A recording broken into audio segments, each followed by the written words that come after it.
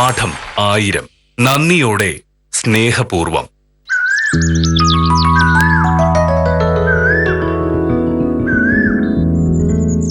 മലയാളിയുടെ ഭക്ഷണശീലം അപകടങ്ങൾ വിളിച്ചു വരുത്തുന്നു. മലയാളികൾക്കിടയിൽ സമീപകാലത്ത് പടർന്നു പിടിച്ചിട്ടുള്ള പുതിയ ഭക്ഷണശീലങ്ങൾ ഗുരുതരമായ രോഗങ്ങൾക്ക് കാരണമാകുന്നു എന്ന് പഠനങ്ങൾ. പരമ്പരാഗത ഭക്ഷണശൈലി കൈവിട്ട് കളഞ്ഞതാണ് നമ്മൾ നേരിടുന്ന പ്രധാന പ്രശ്നമെന്ന് പഠനങ്ങൾ തെളിയിക്കുന്നു. ഇത് കണ്ടോ, നമ്മുടെ ഭക്ഷണ രീതിയിലെ പ്രശ്നങ്ങളാണ് രോഗങ്ങൾക്കും ആരോഗ്യക്കുറവിനും കാരണമെന്ന്. ഞാനിത് പറയുമ്പോ നീ കളിയാക്കും. കാശ് ചിലവാക്കാനുള്ള മടി കൊണ്ടാണ് ഞാൻ ഇത്തരം സാധനങ്ങൾ വാങ്ങണ്ട എന്ന് പറയുന്നത് എന്ന് നീ പറയും. പക്ഷേ ആരോഗ്യത്തെ പറ്റിയുള്ള ഉത്കണ്ഠ കൊണ്ടാണ് ഞാനിതൊന്നും കഴിക്കാത്തത്. ഇങ്ങനെയുള്ള ഭക്ഷണം കഴിക്കാൻ ഞാൻ പറഞ്ഞില്ലല്ലോ മോനോട്ടനോട്. നീ പറയാറൊക്കെ ഉണ്ട്, പക്ഷെ ഞാൻ സമ്മതിക്കാത്തത് കൊണ്ട് നിനക്ക് വാങ്ങാൻ പറ്റുന്നില്ല. നിന്നെ ഞാൻ കയറൂരി വിട്ടിരുന്നെങ്കിൽ ഈ ടൗണിലെ ബേക്കറിയിലും ഹോട്ടലുകളിലൊക്കെ ഉള്ള സകല സാധനങ്ങൾ നീ വാങ്ങിക്കൂട്ടിയത്.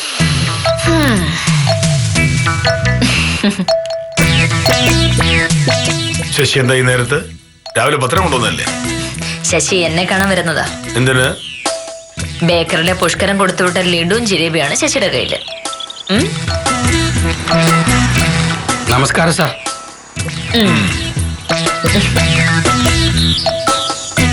നമസ്കാരം വക്കീലേ. എല്ലാം ഉണ്ടല്ലോ ശശി? എല്ലാം ഉണ്ടെന്നാ പുഷ്കരം പറഞ്ഞത്. ഇത് ഇങ്ങോട്ട് കൊണ്ടുത്തുന്നത് വലിയ ഉപകാരം. ഞാൻ വരട്ടെ വക്കീലേ.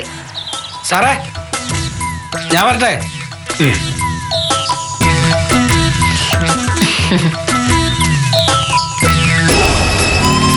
എന്തായത്? ഞാൻ പറഞ്ഞില്ലായിരുന്നു, പുഷ്കറിന് ബേക്കറിൽ നിന്ന് വാങ്ങിയ ലഡുവും ജിലേബിയാണത്.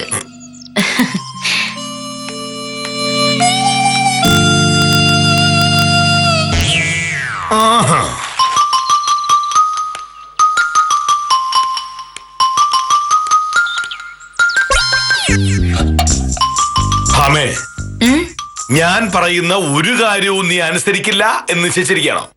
എന്ത് കാര്യം? ഭക്ഷണകാര്യത്തിൽ പാലിക്കേണ്ട അച്ചടക്കത്തെ കുറിച്ച് ഞാൻ പറഞ്ഞു തീർന്നതേ ഉള്ളൂ.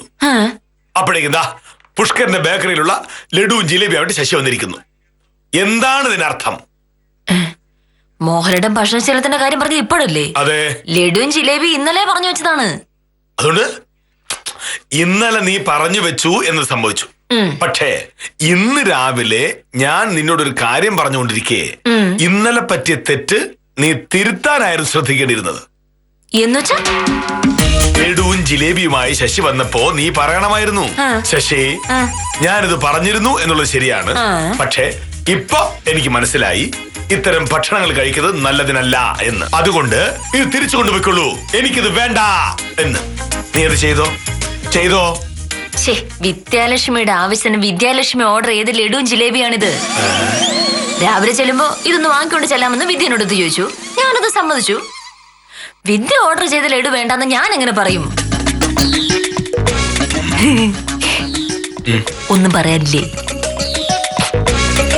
നല്ലൊരു വഴക്കിനുള്ള വഴി തുറന്നു കിട്ടിയെന്ന് കരുതിയിട്ട് അത് ചീറ്റിപ്പോയല്ലേ. പക്ഷെ ഒരു കുഴപ്പമുണ്ട്. എന്തുപറ്റി? ഇനിയിപ്പോ നമ്മൾ എന്ത് പറഞ്ഞ് വഴക്കുണ്ടാക്കും? അല്ലെങ്കിൽ ഈ നാട്ടുകാർക്ക് മുഴുവൻ ഒരു പരാതി ഉണ്ട്. എപ്പിസോഡ് തുടങ്ങുമ്പോൾ മുതൽ തീരുന്നത് വരെ നമ്മൾ എപ്പോഴും വഴക്കുണ്ടാക്കിക്കൊണ്ടിരിക്കുന്നു. അതെ, ഇന്ന് നമുക്ക് വഴക്കുണ്ടാക്കണ്ടെന്ന് വെച്ചാലോ? അല്ല, അങ്ങനെ ചെയ്യുന്നോണ്ട് എനിക്ക് വിരോധമൊന്നുമില്ല. പക്ഷേ എപ്പിസോഡ് തുടങ്ങിയിട്ട് 5 മിനിറ്റ് കഴിഞ്ഞിട്ടേ ഉള്ളൂ. വഴക്കൊന്നും ഉണ്ടാക്കായിരുന്നു ഇപ്പൊ തീരും പരിപാടി. അയ്യോ, ബാക്കി സമയം ചെയ്യും. അയ്യോ, അതൊരു പ്രശ്നമാണല്ലോ. എങ്കിൽ പിന്നെ നമുക്ക് ഒന്നിന്ന് തുടങ്ങിയാലോ? നാട്ടുകാരുടെ കാര്യം നമുക്ക് നോക്കിയല്ലേ പറ്റൂ. ശരി, അപ്പൊ ഒന്നിന്ന് തുടങ്ങാം. ഞാൻ അവിടെ പോയിരുന്ന പത്രം വായിച്ചോളാം. നീ ചായ കൊണ്ട് വാ.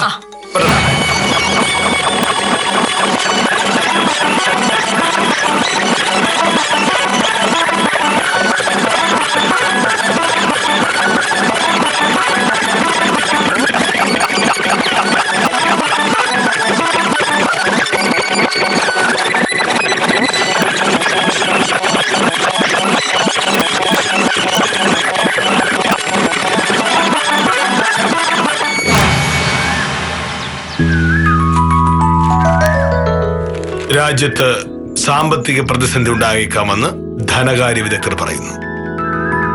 വിവിധ മേഖലകളിലുണ്ടായ സാമ്പത്തിക മാന്ദ്യം പരിഹരിക്കപ്പെടണമെങ്കിൽ സമയമെടുക്കുമെന്നും പഠനങ്ങൾ സൂചിപ്പിക്കുന്നു. മോനേട്ടാ ചായ. നീ കണ്ടോ, രാജ്യത്ത് വലിയ സാമ്പത്തിക പ്രതിസന്ധി ഉണ്ടാകാൻ പോവുകയാണ്.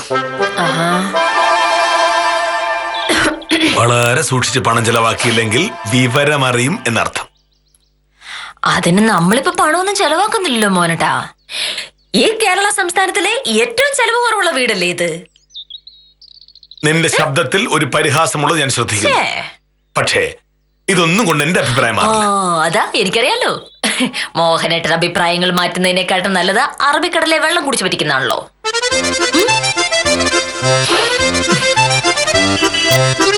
ശശി എന്താ ഈ നേരത്ത്? രാവിലെ പത്രമില്ലേ?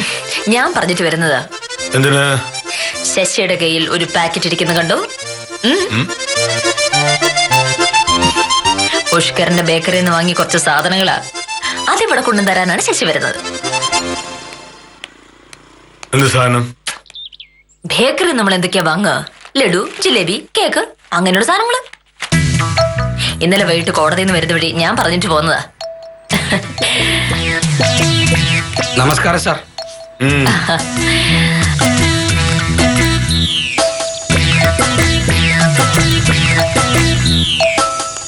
ഇത് ഇവിടെ കൊണ്ടുവന്ന് തരാമെന്നാണോ? അതെ സാർ. എങ്കിൽ ഇത് തിരിച്ചുകൊണ്ട് പോയിക്കോളൂ. ഇതിവിടെ വേണ്ട. അത് മോനായിട്ടാണ് തീരുമാനിക്കുന്നത്. ഈ വീട്ടിൽ ആര് എന്ത് വാങ്ങണമെന്ന് തീരുമാനിക്കുന്നത് ഞാനാണ്. ഇത്തരം സാധനങ്ങൾ വാങ്ങിച്ചു കളയാൻ എന്റെ കയ്യിൽ കാശില്ല. എന്റെ കയ്യിൽ കാശുണ്ട്. ഇതിനുള്ള പൈസ ഞാൻ കൊടുത്തോളാം. നടക്കില്ലെന്ന് പറഞ്ഞില്ലേ? ഇതുമായി സ്ഥലം വിടാൻ നോക്ക് ചേച്ചി. ഇതിവിടെ വേണ്ട എന്ന് പുഷ്കരനോട് പറഞ്ഞേക്ക്. ഞാനിതൊരു ആവശ്യത്തിനായിട്ട് വാങ്ങിയതാ. ആ ആവശ്യം ഇവിടെ നടക്കില്ല. ശശി സ്ഥലം വിട്. എന്റെ വക്കീല്, ഞാൻ ഇത് പുഷ്കരന്റെ അടുത്ത് തന്നെ ഏൽപ്പിച്ചേക്കാം. നിങ്ങൾ തമ്മിലൊരു തീരുമാനമായി കഴിഞ്ഞിട്ട് എന്നെ വിളിച്ചാൽ തീരുമാനമൊന്നുമില്ല. മോഹനേട്ടാ, ഇത് കുറച്ച് കൂടുതലാണേ. കാണിക്കുന്ന എനിക്കൊരു പരിധിയുണ്ട്. എന്റെ ഈശ്വര, ഇങ്ങനൊരു മുടിഞ്ഞ പിശുക്ക്.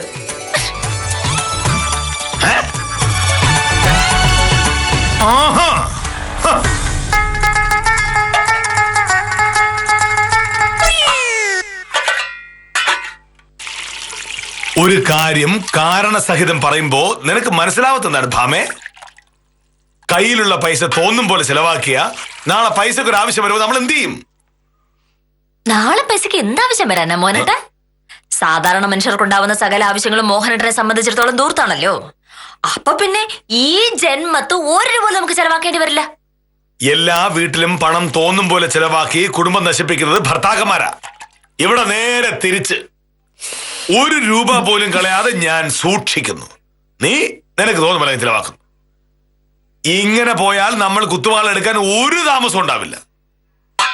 അങ്ങനെ കുത്തുവാള എടുത്താൽ ഞാനതങ്ങ് സഹിച്ചു. ഇന്ന് നോക്കിയിരിക്കുന്നത് ഒന്നും പറയാനില്ലേ? തീർന്ന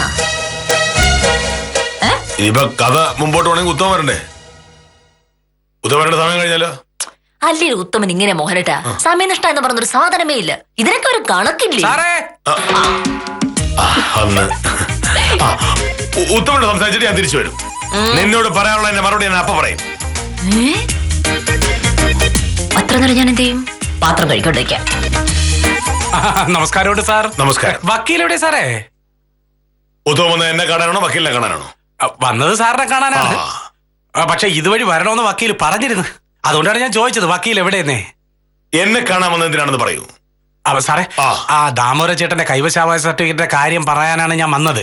ഉത്തമ, ഞാൻ ഈ നാട്ടിൽ വില്ലേജ് ഓഫീസിൽ ജോലിക്ക് വന്നിട്ട് 7 വർഷമായി.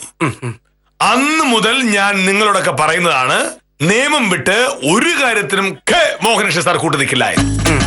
നമ്മൾ തമ്മിൽ കണ്ടപ്പോഴൊക്കെ ഞാനിത് പറഞ്ഞിട്ടുമുണ്ട്.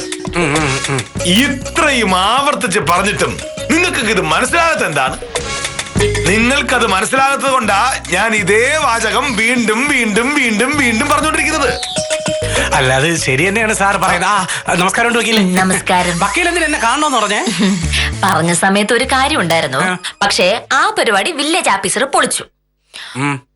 പുഷ്കരന്റെ ബേക്കറിൽ നിന്ന് ഞാൻ വാങ്ങിച്ച ലഡുവും ജിലേബിയും വില്ലേജ് ഓഫീസർ തിരിച്ചു കൊടുത്തു വിട്ടു. ലഡുവും ജിലേബിയാ? എന്താണ് വക്കീൽ വിശേഷം?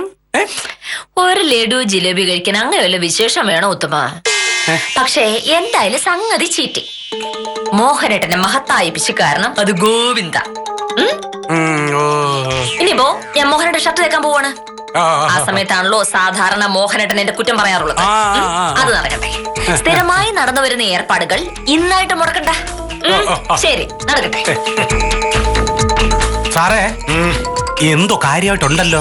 എന്താണ് പ്രശ്നം? ഒരു കാര്യമില്ല. അവക്ക് എങ്ങനെയെങ്കിലും കുറച്ച് കാശങ്ങ് ചിലവാക്കണം.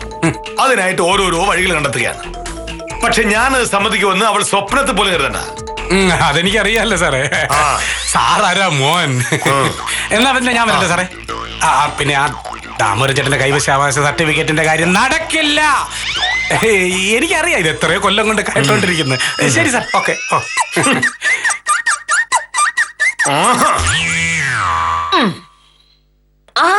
എന്തായി കുറ്റം പറച്ചില്? ഞാനൊരു കുറ്റം പറഞ്ഞിട്ടില്ല. അയ്യോ, സാറിനെ എനിക്കറിഞ്ഞൂടെ? ഞാനും ഉത്തമനും തമ്മിൽ സംസാരിച്ചു കഴിഞ്ഞിട്ട് ഞാൻ അവിടെ നിന്ന് മാറുന്ന സമയം നോക്കി മോഹനേട്ടൻ ചാടി വീഴുക എന്നുള്ളതാണല്ലോ മോഹനേട്ടന്റെ സ്വഭാവം. അങ്ങനെ എന്തൊക്കെ കുരുത്തുകേട് ഒപ്പിച്ചിരിക്കുന്നു സാറ്. നിന്റെ സംസാരം കേട്ടാ തോന്നും നിനക്ക് ഇതുവരെ ഒരബദ്ധം പറ്റിയിട്ടില്ലെന്ന്. നിനക്ക് പറ്റിയ അബദ്ധങ്ങളൊക്കെ ഞാൻ എഴുതി വെച്ചിരുന്നെങ്കിൽ ഇപ്പൊ ഒരു 10,000 പേജായാണ്. എനിക്ക് അബദ്ധം പറ്റിയിട്ടില്ലെന്ന് ആരാ മോഹനേട്ട പറഞ്ഞത്? 5-6 കൊല്ലം മുന്നേ എനിക്ക് പറ്റിയ ഒരു ഹിമാലയൻ അബദ്ധത്തിന്റെ പേരിലാണല്ലോ ഞാനിപ്പോ ഇതാ ഈ ഷർട്ട് മുണ്ടൊക്കെ ഇവിടെ തേച്ചോണ്ടിരിക്കുന്നത്. അത് അബദ്ധമായിരുന്നില്ല. അന്ന് നിനക്ക് ആ ബുദ്ധി തോന്നിയത് കൊണ്ടാണ് ഇപ്പോഴും നീ മനസമാധാനത്തോടെ ജീവിക്കുന്നത്. അയ്യോ, ഇല്ലെങ്കിൽ ഏതെങ്കിലും കോന്നന്റെ കയ്യിൽ നിന്ന് ഇടികൊണ്ട് നീ റൊട്ടിയായി പോയനെ. റൊട്ടി.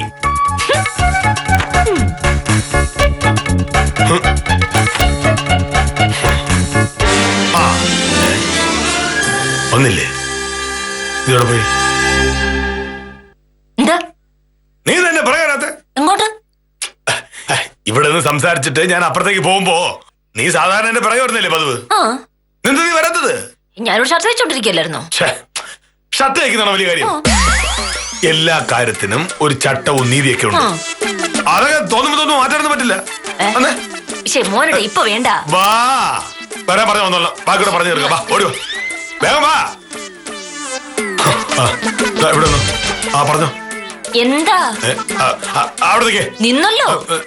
നമ്മളെന്താ പറഞ്ഞോണ്ടോന്നെ പറയാ. നമ്മളൊന്നും പറഞ്ഞില്ലല്ലോ. വന്നല്ലോ.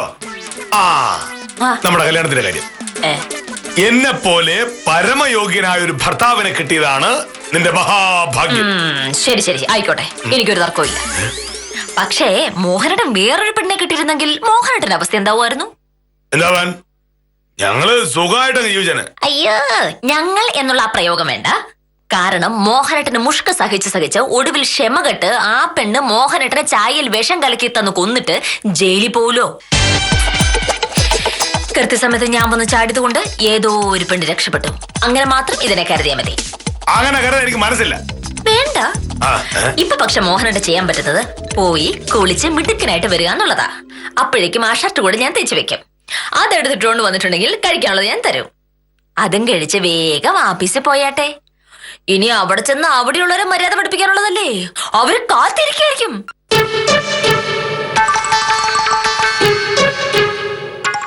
സത്യം പറഞ്ഞ ഇന്നൊരു ദിവസം നമ്മൾ എല്ലാരും കൂടെ വലിയൊരു ആഘോഷം നടത്തേണ്ടതാ, നാട്ടുകാരെയൊക്കെ വിളിച്ച്. പക്ഷേ മോനേഷ് സാർ സമ്മതിക്കില്ലല്ലോ. അത് ശരിയാ. ഇങ്ങനെ ഒരു കാര്യമായതുകൊണ്ട് നാട്ടുകാരെല്ലാം വരികയും ചെയ്യും. ഈ ബുദ്ധി 2 ദിവസം മുമ്പേ തോന്നിയിരുന്നെങ്കിൽ സാറിനെ എങ്ങനെയെങ്കിലും പറഞ്ഞ് സമ്മതിപ്പിക്കായിരുന്നു. സാറേ, സാറ് വരാൻ നേരമായി. വേറെ എന്തെങ്കിലും പരിപാടി കൂടെ ആലോചിക്കണോ? എന്താ ആലോചിച്ചിട്ട് എന്താ ശിശുപാലൻ ചേട്ടാ കാര്യം? സാറ് സമ്മതിക്കില്ലല്ലോ.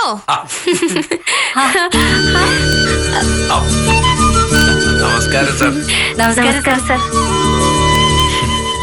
നമസ്കാരം. എന്താണ് പതിവില്ലാതെ എല്ലാവരുടെയും മുഖത്ത് നല്ല സന്തോഷമാണല്ലോ? സന്തോഷമുണ്ട് സാർ. ഞങ്ങള് സാറ് വരാൻ വേണ്ടി കാത്തിരിക്കുകയായിരുന്നു.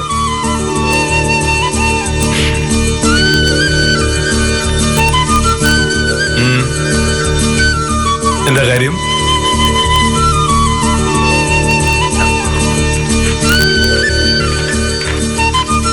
ആദ്യം സാറ് ഇതിൽ നിന്ന് ഒരു ജിലേബി എടുത്ത് കഴിക്കും. എന്നെ സാർ ആലോചിക്കുന്നേ? കഴിക്കേ. ഈ ജിലേബിയൊക്കെ വിതരണം ചെയ്യണമെങ്കിൽ അതിന് തക്കതായ ഒരു കാരണം കാണണമല്ലോ. അതെന്താണ്? സാർ ആദ്യം അത് എടുക്ക. ശരി. സാർ കൂടുതലൊന്നും ചോദിക്കരുത്. ഇന്ന് ഞങ്ങൾക്ക് വലിയ സന്തോഷമുള്ള ദിവസം. ഈ ജിലേബി വാങ്ങിയതാരാ? ഞാനാണ് സാർ. ഇത് പണം കൊടുത്ത് വാങ്ങിയല്ലേ? കൈക്കൂലിയൊന്നുമല്ലല്ലോ? അയ്യോ, ഞങ്ങൾ കൈക്കൂലി വാങ്ങുമോ സാറേ? വാങ്ങരുത്. ഒരു സർക്കാർ ഉദ്യോഗസ്ഥന്റെ മനസ്സിൽ എപ്പോഴും ഉണ്ടാകേണ്ടത് പൊതുജനങ്ങളുടെ നന്മയും ക്ഷേമവുമായിരിക്കണം. അല്ല, ഈ ജിലേബി എന്തിനാണെന്ന് പറഞ്ഞില്ല. ഒരു സന്തോഷമുള്ള കാര്യത്തിനാണെന്ന് മാത്രം സാർ കരുതിയാ മതി. അതെ.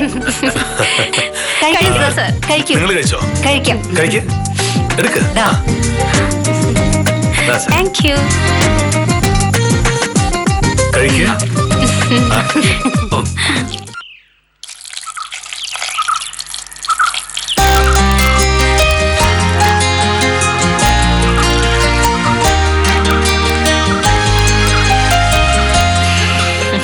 മോഹനേട്ടൻ എത്തിയോ? ഇന്ന് കുറച്ച് നേരത്തെ എന്ന് തോന്നല്ലോ. ഒരിക്കലുമല്ല. ഇപ്പോ സമയം കൃത്യം 5:17. എല്ലാ ദിവസവും ഇതേ സമയത്താണ് ഞാൻ ആഫീസിൽ നിന്ന് വരാറുള്ളത്. നിന്നെ പോലെ ഓരോ ദിവസവും ഓരോ സമയത്തും ഓരോന്ന് ചെയ്യുന്ന ശീലം കെ മോഹനകൃഷ്ണൻ സാറിനില്ല. എന്നും ഒരേപോലെ. സമ്മതിച്ചു. അപ്പൊ എനിക്കൊരു അബദ്ധം പറ്റിപ്പോയതാ. എന്നോട് ക്ഷമിക്കൂ. എങ്ങനെയുണ്ടായിരുന്നു ഇന്നത്തെ ദിവസം? ഇന്നത്തെ ദിവസത്തിന് എന്തൊക്കെയോ പ്രത്യേകതകളുണ്ട്. അത് എന്താണ് എന്ന് മാത്രം എനിക്ക് മനസ്സിലായില്ല. എന്ത് പ്രത്യേകത? രാവിലെ നീ ലഡുവും ജിലേബിയും വാങ്ങുന്നു. ആഫീസ് ചെന്നപ്പോ ആഫീസിലുള്ളവർ ജിലേബി വാങ്ങുന്നു. എന്തോ കാര്യമായി സംഭവിച്ചിട്ടുണ്ട്. അതെന്താണെന്ന് നിനക്കറിയാൻ ചെയ്യാം. എന്താ ഭാമേത്? മോഹനേട്ടനാണല്ലോ ഈ ലോകത്തിലെ ഏറ്റവും ബുദ്ധിയും ഓർമ്മയൊക്കെയുള്ള മനുഷ്യൻ. മോഹനേട്ടൻ തന്നെ പറ. ലോകത്ത് ഏറ്റവും ബുദ്ധിയുള്ള മനുഷ്യൻ ഞാനാണ് എന്ന് ഞാൻ പറഞ്ഞിട്ടേയില്ല. ഇതുവരെ ലഭിച്ചിട്ടുള്ള വിവരങ്ങൾ അനുസരിച്ച് ആൽബർട്ട് ഐൻസ്റ്റീൻ ആണ് ഏറ്റവും ബുദ്ധിമാനായ മനുഷ്യൻ. എന്റെ പൊന്നു മോഹനേട്ടാ, ഈ നാട്ടിലെ നമ്മളെ ബാധിക്കുന്ന ഒരു കാര്യം പറയുമ്പോ വെറുതെ ആൽബർട്ട് ഐൻസ്റ്റീൻ എടുത്തോണ്ട് വരേണ്ട വല്ല കാര്യമുണ്ടോ?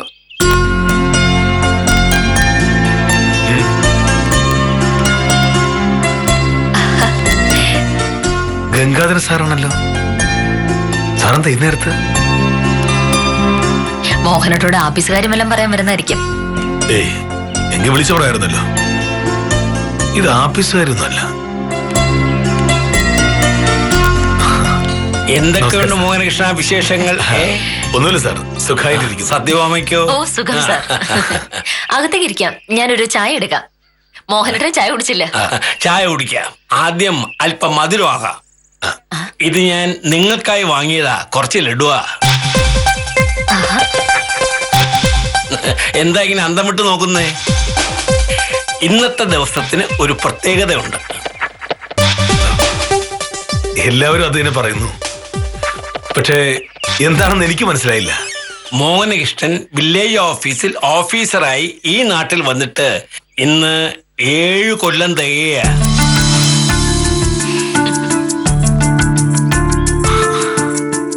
എന്താ, ശരിയല്ലേ? അതെ, ശരിയാണ്. പക്ഷേ ഞാനതെങ്ങനെ അറിഞ്ഞുവെന്നാണോ? ഇത് എന്റെ മുടുക്കല്ല. ഈ നിൽക്കുന്ന സത്യഭാമയാണ് വിശേഷം എന്നെ വിളിച്ചു പറഞ്ഞത്.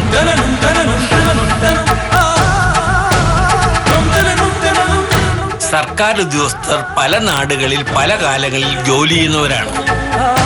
അവർ വരും പോവും. പക്ഷേ മോഹനകൃഷ്ണൻ അങ്ങനെയല്ലല്ലോ. വന്ന കാലം മുതൽ ഈ നാട്ടുകാരുടെ കണ്ണിലുണ്ണിയാണ് മോഹനകൃഷ്ണൻ. സ്വന്തം നാടിനെ പോലെ മോഹനകൃഷ്ണൻ ഈ നാടിനെ സ്നേഹിച്ചു. സത്യത്തിൽ നാട്ടുകാരൊക്കെ കൂടി ഇതൊരു വലിയ ആഘോഷമാക്കി മാറ്റേണ്ടതാ. പക്ഷേ അത് പറഞ്ഞാൽ താൻ സമ്മതിക്കില്ലല്ലോ.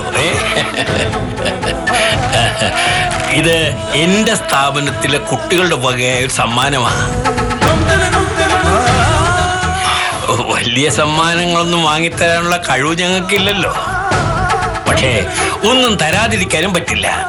കാരണം മോഹനകൃഷ്ണൻ സഹായിച്ചതുപോലെ ഞങ്ങളെ ആരും സഹായിച്ചിട്ടില്ല. എന്തായാലും ഇന്ന് നിങ്ങളുടെ കൂടെ ഒരു ചായ കുടിച്ചിട്ടേ പോകുന്നുള്ളൂ. സത്യമേ, നല്ലൊരു ചായ എടുക്ക്. മധുരം വേണ്ട.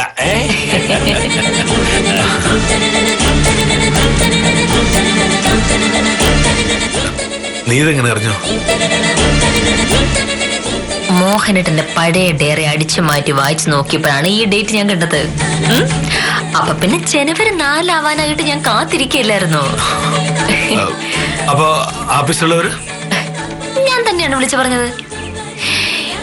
എന്തായാലും ഞാൻ രാവിലെ വാങ്ങിച്ച ലഡുവും ജിലേബിയും മോഹനയുടെ തിരിച്ചു കൊടുത്തു വിട്ടല്ലോ.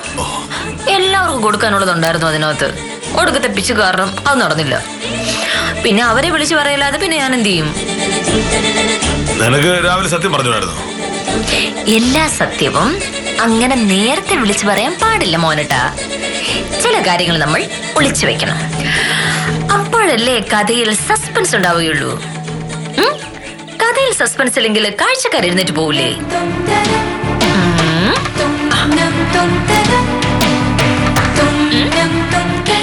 എല്ലാ വിജയാശംസകളും.